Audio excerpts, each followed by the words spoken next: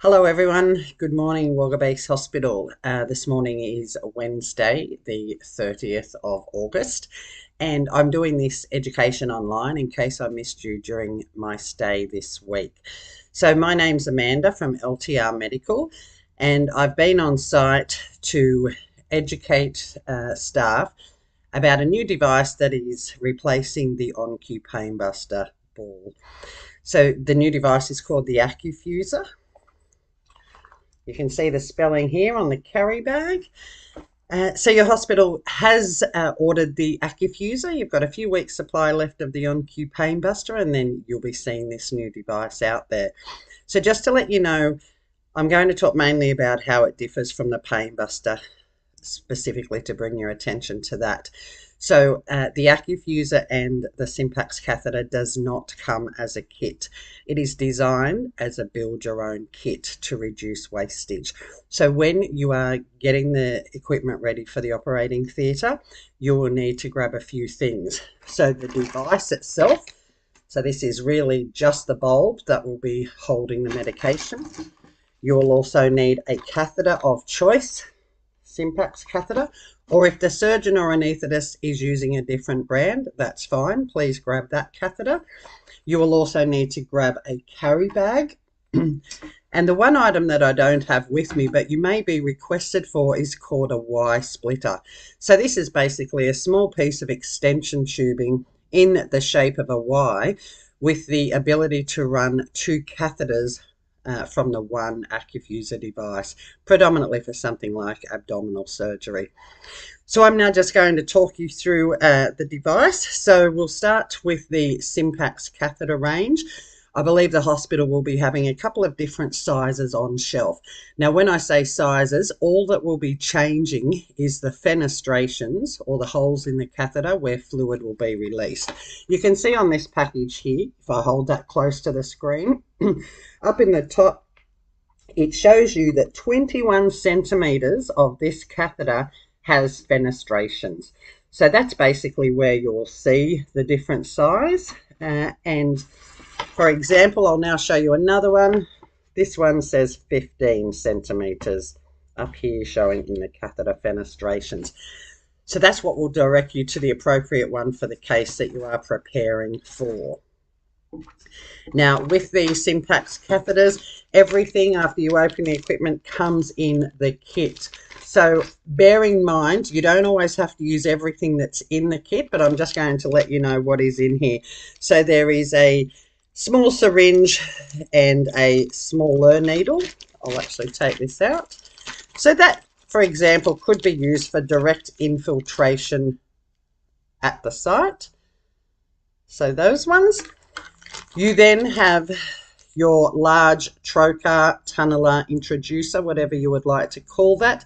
This does have a peel-away sheath, a standard peel-away sheath. There is also a filter in here. Now, bear in mind, the Accufuser device also has an inline filter. So if you are using the Accufuser, you do not need to use this filter because double filtration can create back pressure and slow equipment down. There is also some dressings there, 3 steri strips and a couple of dressings, and of course the catheter. As you can see, standard catheter. It has the black tip in place, which you need to look for upon removal of the device. These are just standard Luer lock fittings. So that is the catheter.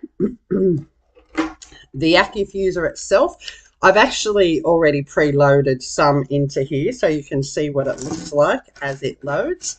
So this is the largest size that we have. This is a 600 ml device.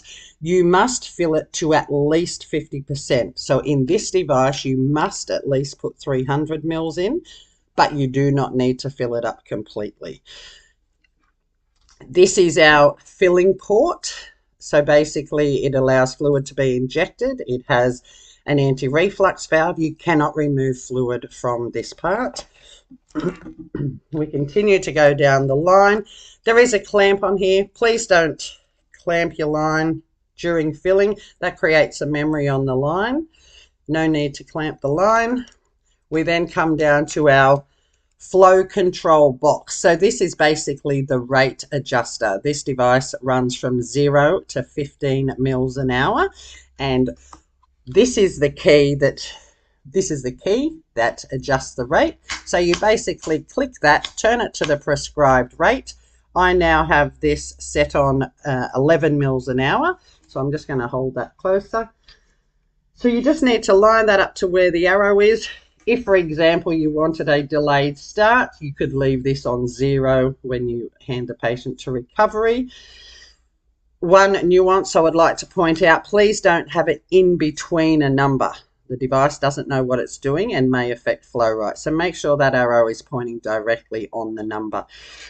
The hospital loves this flow selector because, for example, if a patient had a procedure today and it was running at 5 mils an hour, when that patient is seen tomorrow, if they weren't doing too well, the pain team would be able to adjust the rate accordingly. So that is one benefit and one difference to the device.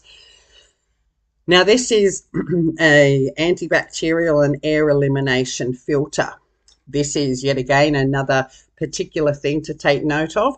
During the filling process, when you are injecting through this port, please just position this filter so that the arrow is pointing upwards. The reason for that is we need to expel the air first, and then we need to completely pass the fluid across this filter for it to work. And if it's not pointing upright, we may get some potential air bubbles trapped in there, and that may affect the air elimination capacity of the filter. We then have an end cap on here. So this can remain on during the whole priming process. It will allow air to escape, but not fluid. So you will only need to remove that upon connecting it to the catheter. So just to show you how easy it is to fill, because you are used to the pain busters, I'm just going to undo this cap here and just show you that you don't actually need a lot of pressure. And as I'm injecting into that, that balloon is expanding more. As I said, you cannot withdraw from that. So as you are filling the device, basically what will happen is as you're injecting fluid here, fluid will move up into the balloon, but also down the line as well. And that's why we need that filter pointing upwards. Okay, so that's about the main differences of the device. The other thing that you can now see is that the balloon is almost full in here. It's probably difficult to see on camera, but inside here is an internal gauge. So what that means is you can actually see and measure the volume remaining in the device. Please remember we have a nice space here for you to place your label of the ropivacaine that is going into the device. So once you've decided on the rate that has been prescribed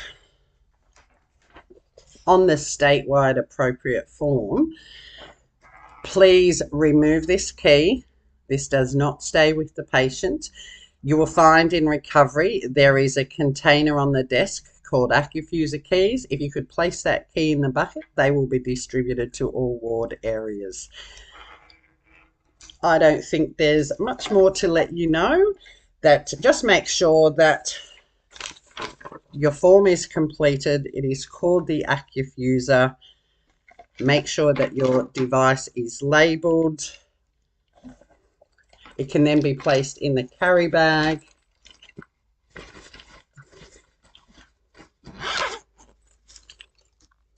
Like so. What I'll be doing now is I will actually place my number on text below. So I'm still registered. I provide 24-hour support. If you have any questions relating to this video or the instruction of the Accufuser, you can please get in touch with me. Have a great day, and I'll see you when I'm at the hospital next. Thank you.